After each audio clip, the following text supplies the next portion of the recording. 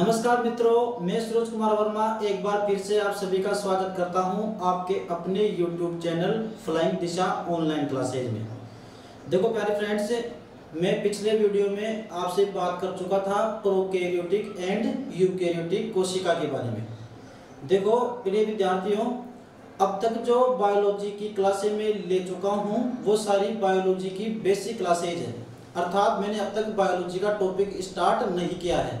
देखो बायोलॉजी को स्टार्ट करने से पहले आपको इसके बेसिक के बारे में पता होना चाहिए, अर्थात जो कॉमन टर्म्स होती है उनके बारे में पता होना चाहिए। जैसे बार बार आपके सामने जब मैं आगे टॉपिक स्टार्ट करूंगा तो आपके सामने शब्द आएंगे प्रोकैरियोटिक कोशिकाएं, यूकैरियोटिक कोशिकाएं, एंडोडर्म, मेसोडर्म, इस प्रकार से। तो आपको ये कॉमन टर्म पहले ही सीखनी पड़ेगी, ठीक है। तो आज का जो अपना वीडियो है वो है ट्रिप्लोब्लास्टिका। ये आज की भी बेसिक क्लास ही होगी। तो आज का आप टॉपिक डालिए ट्रिप्लोब्लास्टी।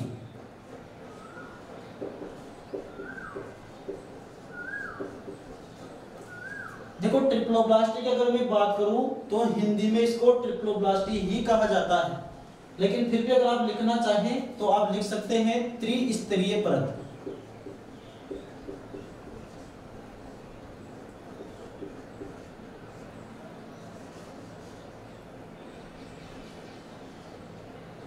देखो अगर बात करूं मैं ट्रिप्लोब्लास्टी की तो कुछ स्टूडेंट शायद ऐसे होंगे जो ये शब्द ही पहली बार सुन रहे होंगे। तो बात करते हैं ट्रिप्लोब्लास्टी के बारे में। देखो एक जो बच्चा होता है अपने माँ के गर्भ में, तो उसका फॉर्मेशन अर्थात उसका विकास किस प्रकार से होता है इसको बताता है ट्रिप्लोब्लास्टी। अर्थात जैसे एक भ्रूण होता है अर्थात एक बेबी होता है, उसका जो मस्तिष्क का निर्माण होता है, उसके विभिन्न अंगों का जैसे यकृत है, इसके अलावा स्टमक है, हाथ है, पैर है, कान है, तंत्रिका तंत्र है, पाचन तंत्र है। तो ये जो सारे अंग डेवलप होते हैं वो कहाँ से होते हैं, अर्थात उनकी उत्पत्ति कहाँ से हुई है, इस बात को बताता है ट्रिप्लोब्लास्टी। तो पहली बात तो आप क्या लिख सकते हैं कि ट्रिप्लोब्लास्टी भ्रूणीय अवस्था होती है। तो लिखिए आप यहाँ पर, यह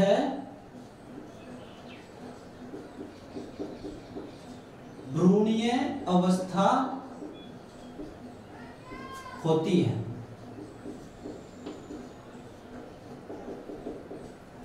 देखो भ्रूणीय अवस्था में 3 प्रकार की परतें बनती है। 3 परत अर्थात 3 लेयर।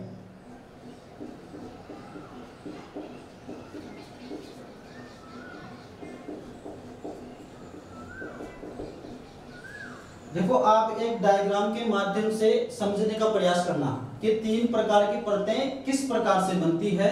तो आप एक डायग्राम बनाओ इस प्रकार से। एक परत ये होती है, दूसरी वाली ये होती है और तीसरी वाली ये होती है।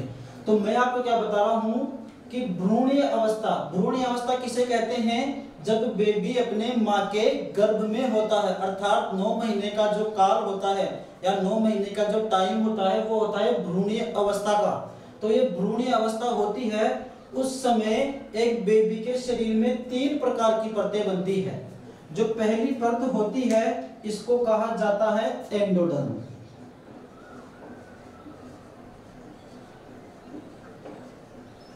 और जो सेकंड परत होती है मध्य वाली इसको कहा जाता है मेसोडर्म, और जो सबसे बाहरी परत होती है इसको कहा जाता है एक्टोडर्म। अगर बात करें इनके हिंदी शब्द की तो इनका अलग से हिंदी में कोई नाम नहीं है, आपको इस प्रकार से मिलेगा एंडोडर्म, अर्थात एंडोडर्म को हिंदी में एंडोडर्म ही कहा जाता है, मेसोडर्म को मेसोडर्म ही कहा जाता है, और एक्टोडर्म को भी एक्टोडर्म ही कहा जाता है।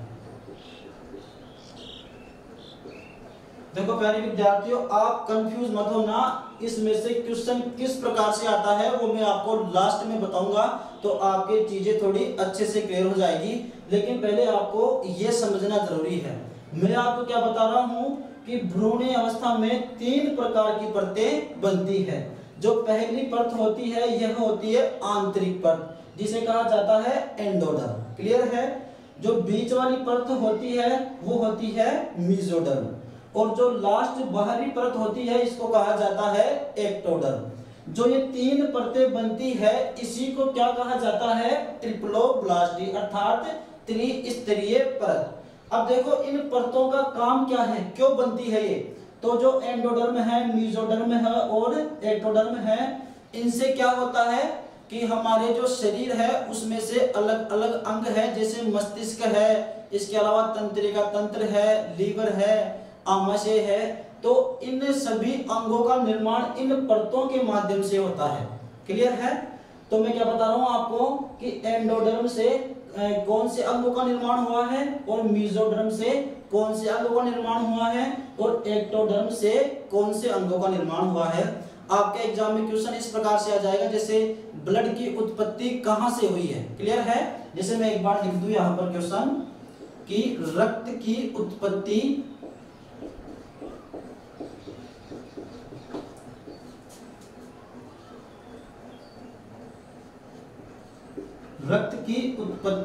हुई है। पहला ऑप्शन आपको दे देगा एंडोडर्म, दूसरा ऑप्शन आपको दे देगा मेसोडर्म, तीसरा ऑप्शन आपको दे देगा एक्टोडर्म, और चौथा ऑप्शन आपको दे देगा इनमें से कोई नहीं।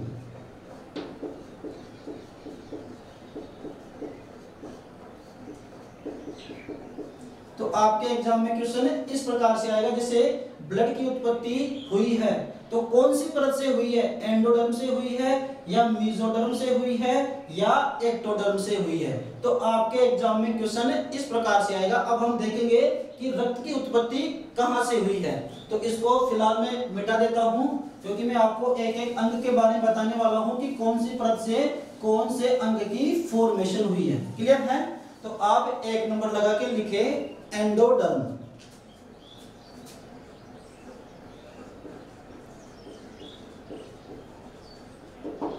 अब बात करते हैं कि एंडोडर्म में हमारे शरीर के कौन कौन से अंगों की उत्पत्ति हुई है। तो आप पहला एग्जांपल लिखिए लंग्स अर्थात हमारे फेफड़े।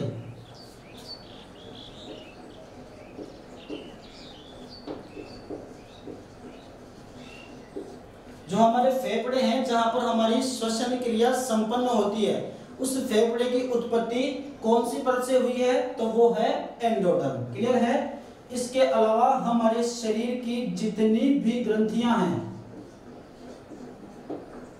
जैसे पीयूष ग्रंथि है, एड्रिनल ग्रंथि है, थायराइड ग्रंथि है, पैराथायराइड ग्रंथि है, तो जितनी भी ग्रंथियां हैं इन ग्रंथियों का निर्माण शरीर की कौन सी परत से हुई है, एंडोडर्म से। इसके अलावा मैं बात करूं हमारे आमाशय अर्थात आमाशय स्टमक, स्टमक का भी निर्माण कहां से हुआ है, एंडोडर्म से। इसके अलावा मैं बात करूं लीवर अर्थात यकृत, लीवर का निर्माण भी कहां से हुआ है, एंडोडर्म से। इसके अलावा हमारे शरीर के जितने भी आंतरिक अंग हैं जिन्हें हम बाहर से नहीं देख सकते, जैसे हमारी आंत है, क्लियर है, तो आंतरिक अंगों का निर्माण भी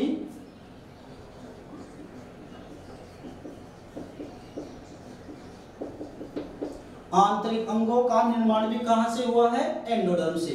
मैं क्या बता रहा हूं आपको कि एंडोडर्म से कौन कौन से अंगों की उत्पत्ति हुई है। तो पहला है फेफड़े, दूसरा है ग्रंथियां, तीसरा है आमाशय, चौथा है यकृत और पांचवा जितने भी हमारे आंतरिक अंग है इनको बनाने का काम कौन करता है, एंडोडर्म। क्लियर है। सेकंड नंबर पर आप लिखिए मेसोडर्म।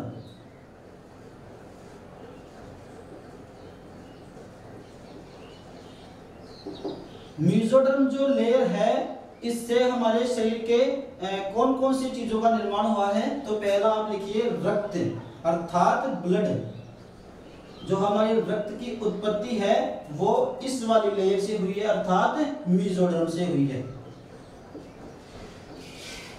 इसके अलावा मैं बात करूं, हमारी जितनी भी अस्थियां हैं, इन अस्थियों का निर्माण भी मेसोडर्म से हुआ है, अर्थात बोन्स। और एग्जाम्पल की अगर बात करें तो लिखिए आप बोन मेरो, अर्थात अस्थि मज्जा।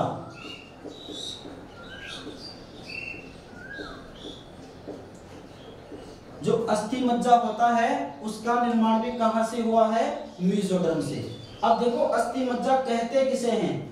देखो हमारी जो अस्थियां होती है वो इस प्रकार से होती है, अर्थात अंदर से खोखली होती है। क्लियर ये बात? ये आप सब जानते हैं कि हड्डियां अंदर से खोखली होती है। तो इस हड्डी के अंदर जो कुछ भी मटेरियल होता है इसको कहा जाता है बोन मेरो। क्लियर है ये बात? एक खोखली हड्डी के अंदर जो कुछ भी पदार्थ होता है उसको कहा जाता है बोन मेरो। और इस बोन मेरो का निर्माण शरीर की कौन सी परत से हुई है? तो वो है मेसोडर्म। इसमें तीन एग्जांपल आते हैं मेसोडर्म के, कि एक तो है ब्लड और दूसरी है अस्थियां और इसके अलावा बोन मेरो। इन तीनों का निर्माण मेसोडर्म वाली परत से हुआ है। अगर बात करें हमें एक्टोडर्म, जो सबसे बाहरी परत होती है,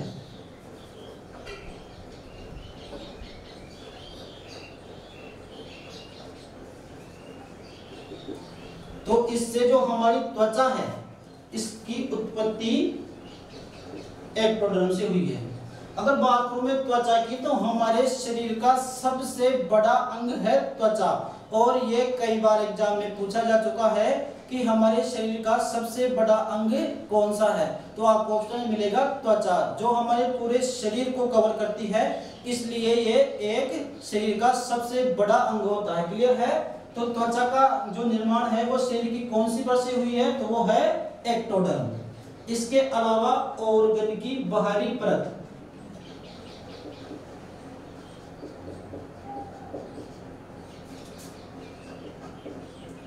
देखो हमारे जितने भी अंग है, जैसे लीवर है, किडनी है, इसके अलावा जो हमारा हार्ट है, तो इन सभी अंगों के बाहर की ओर एक पतली परत पाई जाती है, झिल्ली पाई जाती है। तो उस झिल्ली का निर्माण कौन सी परत से हुआ है? तो वो है एक्टोडर्म। जैसे हमारा जो हृदय है, अर्थात मानव का जो हृदय है वो एक झिल्ली से ढका हुआ होता है पूरा।